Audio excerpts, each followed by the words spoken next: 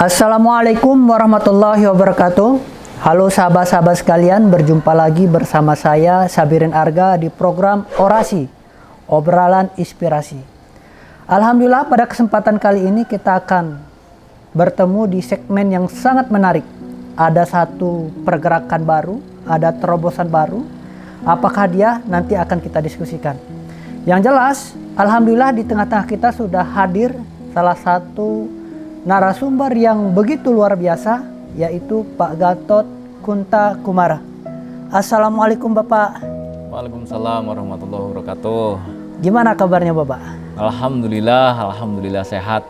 Sehat walafiat ya. Gimana? Alhamdulillah sehat Pak. Alhamdulillah. Tapi saya penasaran nih Pak, dengan namanya Bapak Gatot Kunta Kumara.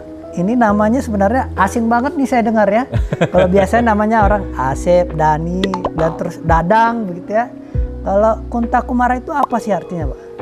Kunta Kumara itu artinya kalau dulu orang tua saya cerita ke saya biar saya memiliki wawasan yang besar, yang luas dan bisa manfaat ya untuk orang lain.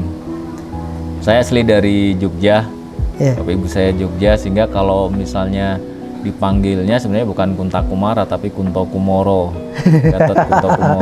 Seperti halnya Bang Arga ya, setahu saya dari Aceh ya, tapi karena ini di Bandung, di Sunda, jadi kita sebutnya Kang Arga. Menyesuaikan Pak ya. Menyesuaikan. Dan alhamdulillah harapan nama itu sudah menunjukkan kondisinya hari ini ya. Amin. Ya Allah ya Rabbal Alamin. Jadi Pak, pada kesempatan kali ini kita akan ngobrolin satu terobosan yang sangat luar biasa ya. Saya sempat tadi membaca skripnya, yaitu mengenai bisa sekolah.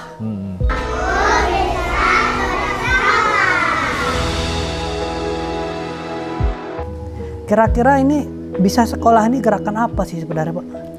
Baik, terima kasih ya Bapak dan Ibu dan sahabat semua yang menyimak obrolan inspirasi ya. Bagus namanya, nama ininya. Orasi inspirasi. Jadi dengan adanya COVID-19 kemarin dan kita mengalaminya tidak hanya di Indonesia namun juga di seluruh dunia. Itu angka putus sekolah sangat besar. Datanya 4,3 juta adik-adik kita, putra-putri kita tidak bisa melanjutkan sekolah dengan berbagai alasannya. Tapi yang paling besar adalah karena faktor ekonomi orang tuanya. Itu 43 juta itu di Indonesia aja Pak? Di Indonesia saja gitu. Nah, sehingga karena Darut Tauhid ini juga berkewajiban untuk ikut bagaimana mencerdaskan kehidupan bangsa dan juga bisa menginspirasi agar adik-adik kita itu bisa memiliki potensi dan kesempatan yang sama untuk bisa bersekolah, menimba ilmu, sehingga kita luncurkan program Bisa Sekolah ini. Sebenarnya program Bisa Sekolah ini adalah program yang sudah lama dijalankan oleh udah lama dijalankan ya? Berarti bukan ketika pandemi kemarin ya? Iya, sebelum pandemi juga sudah ada programnya.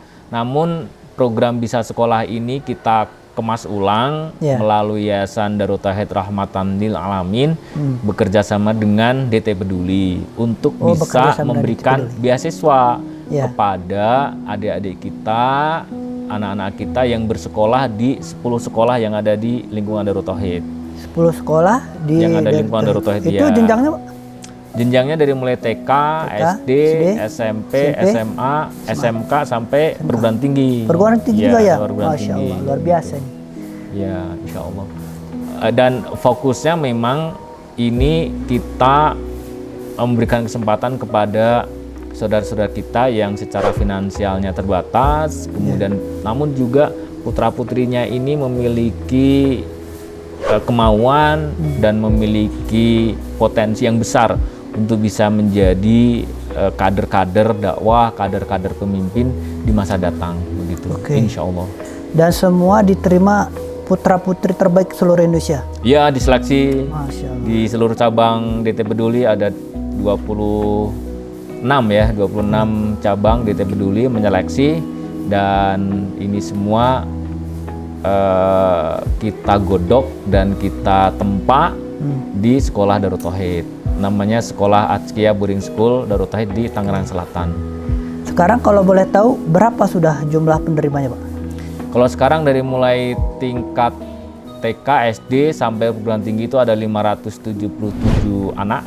500? Ya, 577 anak, sekitar 25% dari seluruh siswa ataupun santri pendidikan formal yang ada di Darut Tauhid. Karena jumlahnya totalnya 2.317 ya kalau ditotalkan semua yang bersekolah formal ya di Darut Tauhid. Karena ada juga pendidikan yang non formal seperti halnya pendidikan untuk penghafal Al-Quran di Baitul Quran, kemudian pendidikan santri akhlak plus wirausaha dan sebagainya.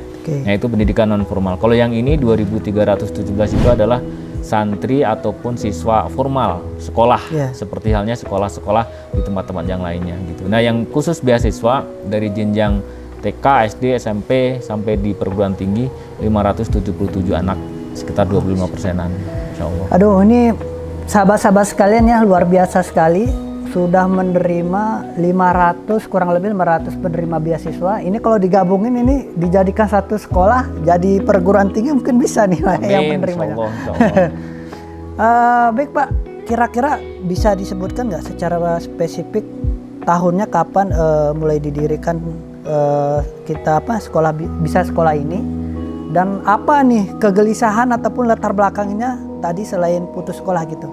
Kita menyadari dan kita sudah tahu lah ya kalau misalnya kekhawatiran dengan adanya COVID kemarin, kita ada kehilangan generasi yang memang tidak memiliki kesempatan untuk mengenyam pendidikan secara baik dan secara layak gitu.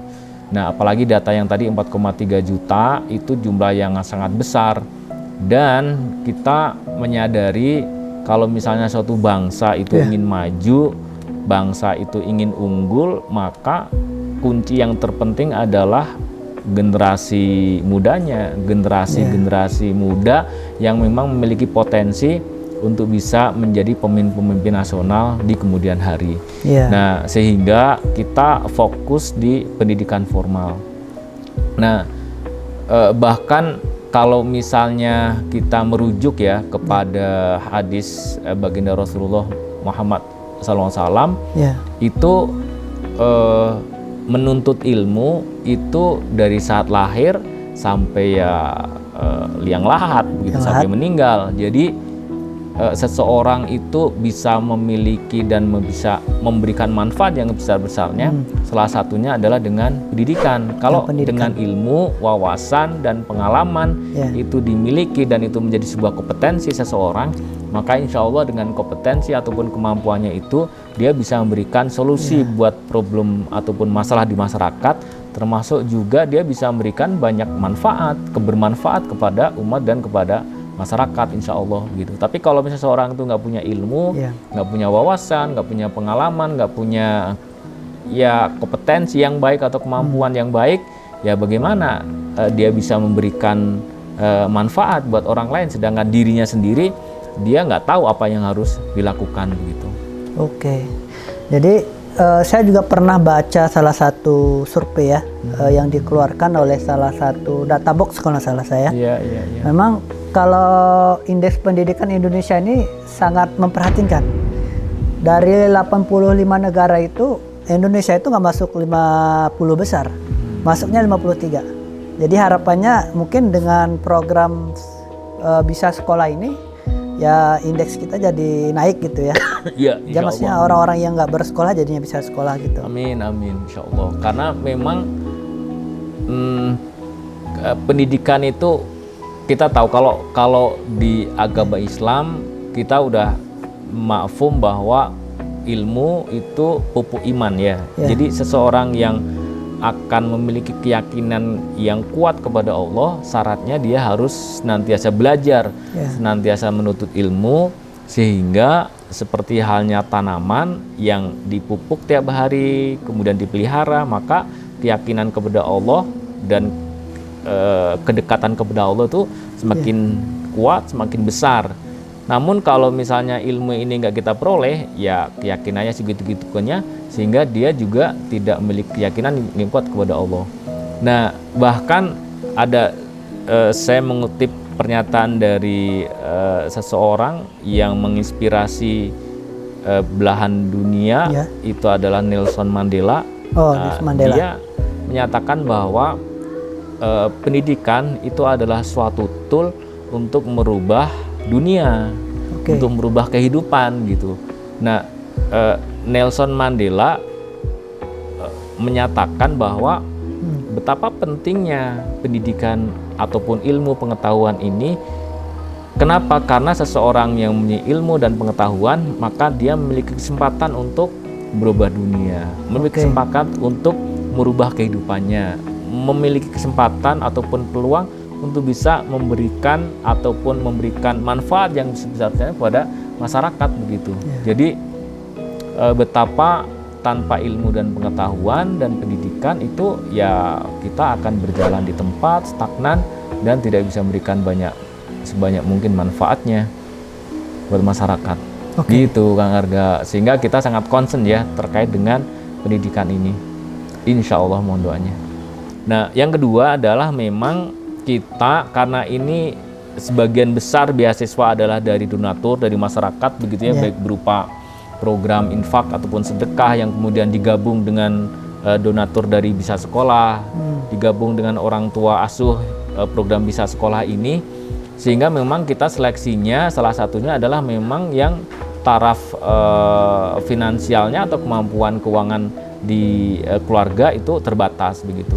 Karena nanti kalau misalnya secara finansialnya nggak terbatas, boleh jadi dia memiliki potensi yang lain untuk bersekolah di tempat yang lain begitu. Tapi ini memang sebagian besar adalah kita fokuskan untuk putra-putri yang memang dari keluarga yang kurang mampu, insya Allah. Selanjutnya Pak, ini mungkin pertanyaan lebih mendalam lagi. Siap. Kira-kira apa saja yang bisa diterima manfaat dari penerima beasiswa ini gitu? Ya, pertama memang program Biasa Sekolah ini, jadi saat anak sudah dinyatakan diterima dengan berbagai seleksi ya, ada seleksi akademiknya, kemudian seleksi kemauan dia untuk bersekolah di Darut Tauhid ataupun di sekolah kader dengan program Bisa Sekolah ini. Karena ini boarding ya? Boarding, tidak pulang pergi kecuali yang TK sama SD ya, dia nggak boarding. Tapi kalau yang SMP, SMA, SMK, perguruan tinggi itu rata-rata boarding, gitu. Semuanya hampir boarding. Sehingga kalau misalnya anaknya itu nggak mau, ya nggak bisa gitu. Karena orang tuanya mau, tapi anaknya tidak bersedia, maka ya nanti jadi kontraproduktif gitu. Apalagi kalau TK di boardingin, gimana ceritanya Pak ya? Sangat repot sekali itu, nanti tiap hari nangis dia. Ya. Jadi selain anaknya mau, ya yang pertama tadi ya secara finansial sangat terbatas. Yang kedua, yang anaknya mau. Yang ketiga harus seleksi wawancara gitu. Wawancara itu untuk mengetahui karakter seseorang, karakter anak ini seperti apa. Apakah misalnya dia itu introvert, ekstrovert, kemudian bagaimana dia cara memperlakukan orang tuanya, cara memperlakukan adiknya atau kakaknya begitu. Nah, sedikit banyak dari wawancara ini nanti kita bisa melihat karakter bakat ataupun minat anaknya, sehingga nanti bisa lebih mudah untuk diarahkan begitu. Karena jangan salah, karena di boarding ataupun di asrama itu fungsi orang tua kan digantikan oleh sekolah, oleh musrif, oleh musrifah, oleh mudaris, mudarisah. Nah, itu jangan sampai karena orang tuanya dan sekolah itu ingin anaknya itu mandiri, maka ya cenderung sebulan, 2 bulan itu boleh jadi sudah ada yang sudah memang lepas dari orang tuanya, tidak ingin pulang gitu ya. Tapi kalau misalnya udah setahun atau 2 tahun tuh masih ingin pulang terus, ya sangat tidak wajar saya kira gitu. Nah, hal seperti itu kita bisa temukan saat mereka diwawancarai oleh tim pengasuhannya ataupun manajemen sekolah gitu, insya Allah. Itu apa tahapannya Pak ya? Tahapannya. Kalau manfaat yang didapat dari apa? Ya, yang kedua bahwa selain dari putra putri memang beasiswa full ya, tidak bayar, pokoknya gratis saja. Jadi termasuk makan, kemudian termasuk laundry dan termasuk juga biaya sekolahnya kita bayarkan dari program Bisa Sekolah ini. termasuk juga nanti saat mereka sudah lulus dari SMP bisa ngelanjut ke SMA, SMA atau SMK bisa lanjut ke sekolah tinggi Darut Tauhid. Jadi secara berjenjang, kemudian saat nanti selesai di sekolah tinggi Darut Tauhid, kemudian bisa berkiprah, bisa berkhidmat, bisa menjadi pelanjut perjuangan yang teman-teman yang di Darut Tauhid. Karena kan saya dan teman-teman ataupun Kang Arga kan kita kan nanti udahan pensiun juga di sini gitu, selesai gitu, nanti gantiin oleh putra-putri kita yang memang bersekolah di Bisa Sekolah ini. Sehingga kita namakan ini juga di samping program Bisa Sekolah adalah ini sekolah kader gitu. Jadi 6 tahun plus perguruan tinggi kurang lebih 4 tahun, jadi 10 tahun sebenarnya. Mantap. Dari saat awal daftar SMP kelas 1, maka ya orang tuanya akan berpisah selama 10 tahun, ketemu lagi nanti lulus di perguruan tinggi, di wisuda begitu, insya Allah. Halo sahabat-sahabat sekalian ya, ini luar biasa sekali beasiswa ini. Belum pernah saya temuin uang sekolah, uang asrama, uang laundry dan seterusnya dibiayain. Jadi buat teman-teman yang ingin mendaftar nanti silahkan aja kepoin media sosialnya, programnya. Nanti kita akan kasih informasi lebih detail gitu ya. Siap, insya Allah. Tadi juga Bapak sempat menyampaikan bahwa sumber pendanaan dari program Bisa Sekolah ini selain sedekah, infak yang dikumpulkan, ada juga yang namanya orang tua asuh. Iya, benar. Nah, kalau boleh tahu nih Pak, kalau misalkan ada sahabat-sahabat sekalian ingin bergabung menjadi orang tua asuh di program Bisa Sekolah ini, caranya gimana kira-kira Pak? Baik, jadi memang karena ini bukan tanggung jawab Darut Tauhid ataupun tanggung jawab pemerintah saja atau dinas terkait atau ya pihak-pihak tertentu ya yang bertanggung jawab terhadap kualitas dari pendidikan untuk mencerdaskan putra-putri ini, tapi merupakan tanggung jawab kita bersama, sehingga masyarakat ataupun jamaah itu bisa ikut, dan harapannya memang seperti itu gitu.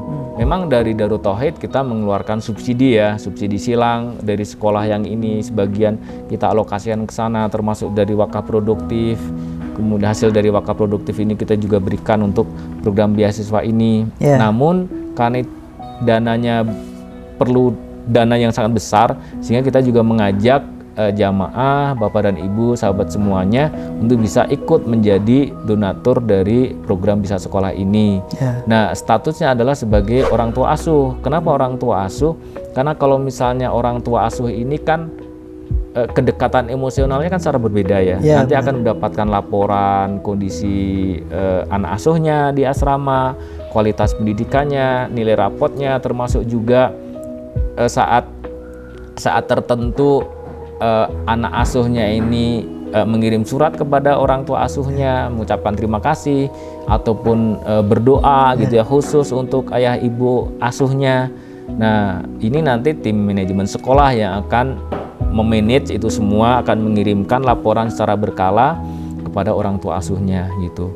Nah, bagi Bapak dan Ibu yang ingin mendaftar jadi orang tua asuh, maka bisa menghubungi call centernya nanti, sehingga bisa lebih mudah untuk bisa apa nih perannya, apa yang bisa saya lakukan. Dan ini berapapun ya, tidak dibatasi harus satu orang anak begitu ya, harus untuk membiayai satu orang anak, enggak. Karena kalau misalnya satu orang anak ya kan dari biaya laundry, biaya makannya, kemudian biaya sekolahnya, uang sakunya, waduh itu berat ya, sangat berat gitu. Sehingga bisa satu anak itu bisa 10 orang, bisa 20 orang, bisa 30 orang gitu. Nanti insya Allah laporan juga akan diterima hal yang sama, insya Allah begitu. Mantap.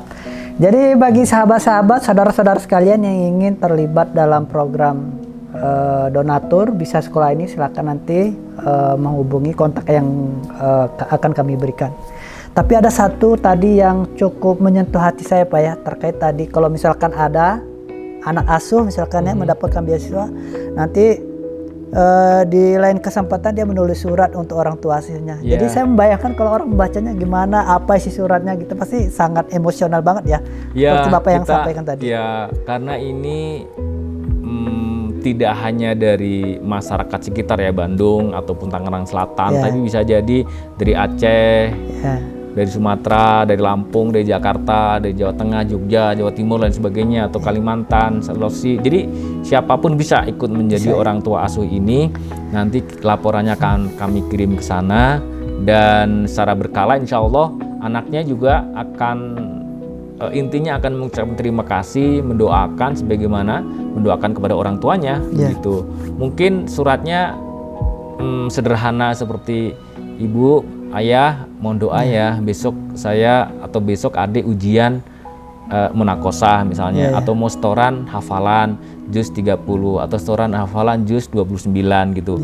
Atau besok misalnya mohon doanya ya bulan depan ujian tengah semester.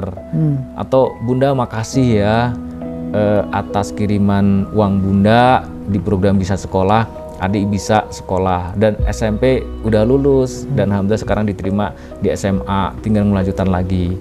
Terima kasih, semoga amal baik ayah bunda bisa terima Allah dan menjadi jalan kita berkumpul di surga.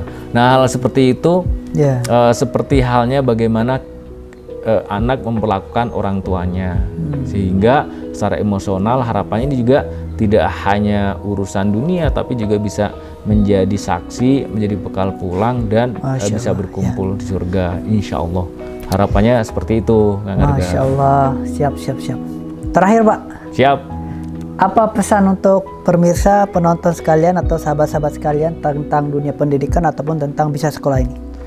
Baik, jadi kalau kita memikirkan yang 4,3 juta, memang sangat besar ya. Apalagi Indonesia dari Sabang sampai Merauke dengan segala problematikanya. Dan kalau secara hitung-hitungan, apa artinya 577 anak? Dan ini pun belum tentu bisa memberikan manfaat semuanya kalau sudah lulus, begitu kan?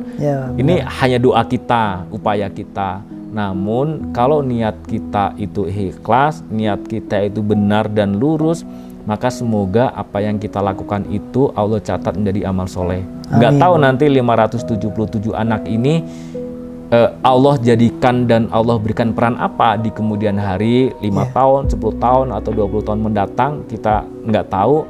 Namun semoga langkah kecil ini bisa menginspirasi dan bisa memberikan manfaat yang sebesar-besarnya.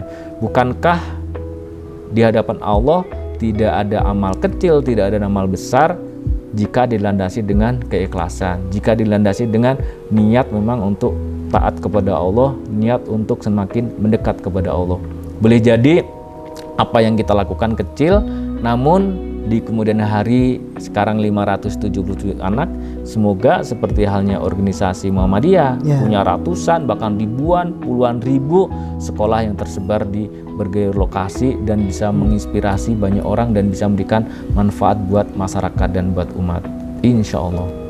Nah, pesan terakhir nih Kang Arga, bagi Bapak dan Ibu, sahabat semua yang ingin terlibat ataupun ikut-ikutan di program Bisa Sekolah ini, bisa kontak ya ke layanan informasi kami di 0811 125 8154, 0811 125 8154. Insya Allah nanti dari layanan informasi ini Bapak dan Ibu bisa bertanya apa saja terkait dengan program Bisa Sekolah ini, dan nanti juga bisa dipilihkan, oh saya ingin anak asuh saya itu yang ahwat atau yang ikhwan, oh saya ingin yang SD ataupun yang SMP saja atau yang SMA, atau saya ingin di yang perguruan tinggi gitu, boleh, silahkan bisa ininya, insya Allah.